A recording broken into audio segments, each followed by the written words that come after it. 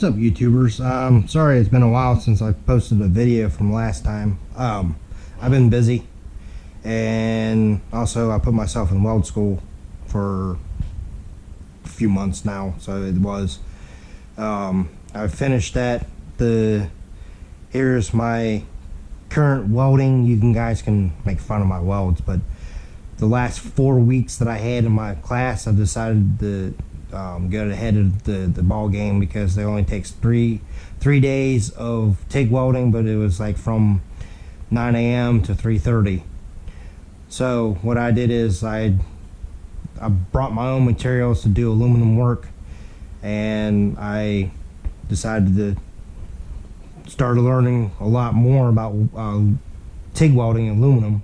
So I bought this a long time ago. Practice, I thought I was doing okay. My instructor, he said I was doing it wrong, so he showed me his way, and I've been doing his way, and I did pretty decent. So I wanted to show you.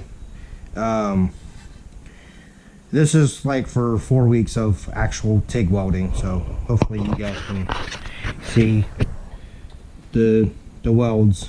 And go ahead, it looks crappy, but it's the consistency, and I'm trying and using the pedal. So I'm trying to find a TIG welder that actually has a pedal to it. So I just want to give you an update. Also, I put a shifter on here, so I'm going to redo that. I'm currently doing I'm adding radiator in the back of this. I'm probably going to redo the rear end again. So hopefully you guys can enjoy what I'm doing. So in the next video I'm going to show you what I'm going to do. It's a slow process, but I got a goal that I want to do. I got to